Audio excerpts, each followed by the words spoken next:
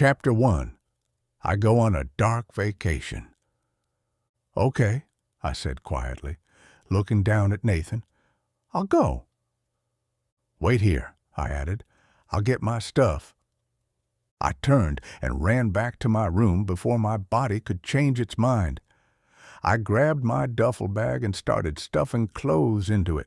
Shirts, pants, whatever I could reach. I didn't think. I didn't fold anything. I just kept shoving things in, knowing if I stopped for even a second, I'd stay. And I couldn't stay. Not here, not with her. I paused for a brief second to look around. Nothing in the room felt like mine. Nothing felt like something I'd miss. Then my mind shifted to my mom. I remembered everything she had ever said, everything she had ever done. She wouldn't care if I left. She'd probably be relieved. I swallowed the lump in my throat. I'm 17. She'd kick me out soon anyway. I might as well leave while I actually have somewhere to go. Then I thought about Nathan. I remembered the look on his face at the door, and something twisted tightly in my chest. He looked so broken, so empty. He was centimeters away from falling apart completely, yet somehow he still came to me. I zipped the bag fast. I walked out, then stopped. Hurrying back to my desk, I grabbed a piece of paper and a marker. I scribbled a note, didn't even read it back, and left it on the mattress. Then I ran. Nathan was still standing in the pouring rain when I got back outside. "You ready?" he asked. His voice sounded paper-thin. I nodded, not trusting myself to speak. He held his hand out. I hesitated for a split second, then took it. His grip tightened immediately. "I brought my car," he said, nodding toward a small brown sedan parked off to the side. "My dad helped me get it. Taught me how to drive and shit." His voice cracked on the last word. He looked away quickly. I just never drove it by myself before. I didn't say anything. I just followed him, threw my bag into the back seat, and got in. The interior smelled like rain and his familiar laundry detergent. We pulled away from the curb. Rain hit the windshield in uneven streaks. Neither of us spoke at first. Then Nathan broke the silence. "Thank you for coming with me."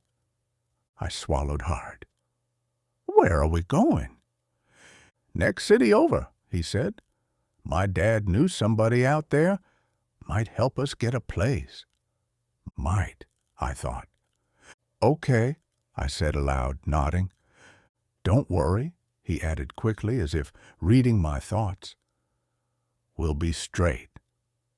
I leaned my head against the cold window and closed my eyes. I tried hard not to think about how unsure he sounded. When I woke up, the car had stopped.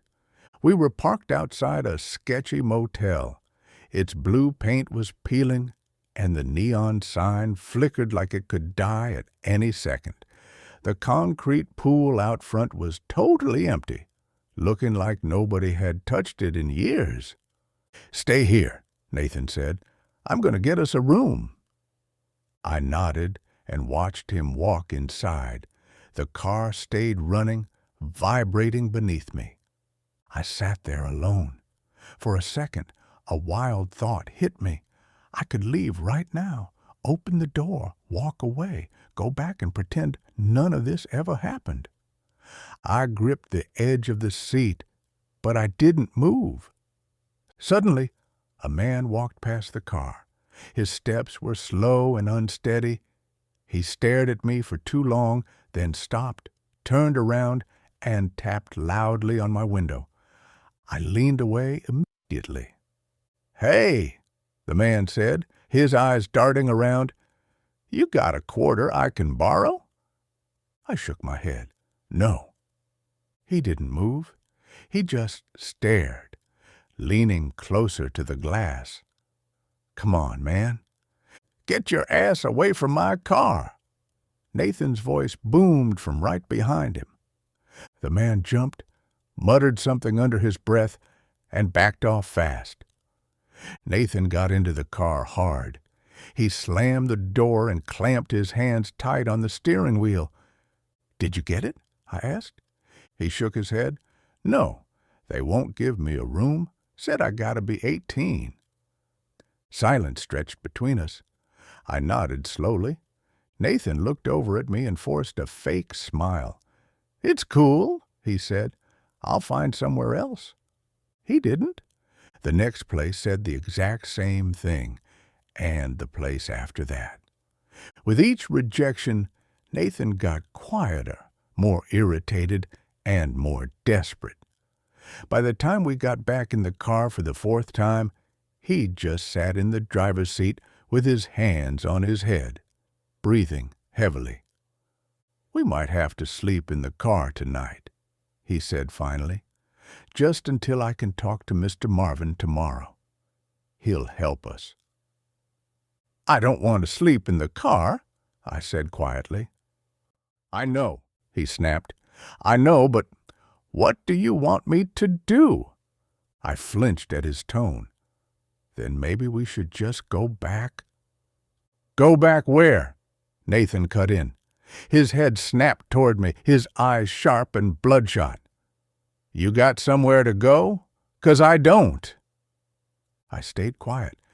"If I go back," he continued, his voice shaking now, "they're putting me in the foster system. You think I'm about to let that happen?"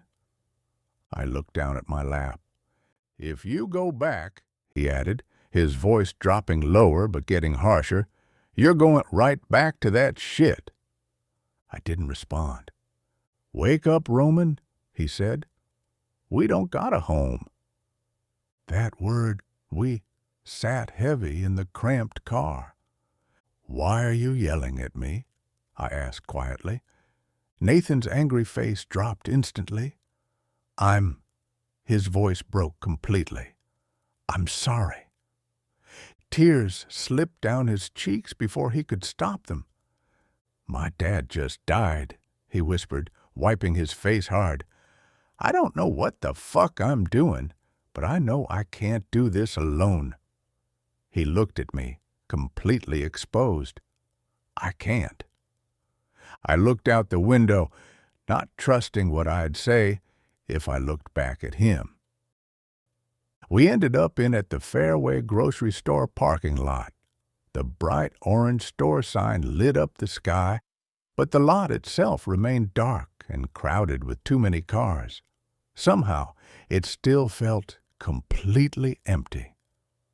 "We'll just stay here tonight," Nathan said. He reached into the back and grabbed a blanket. The same gray one from his living room. I recognized it instantly. He handed it to me. "Roman." I didn't respond. "I need you to talk to me," he said. "What do you want me to say?" I asked quietly. "I didn't know this is what you meant when you said run away."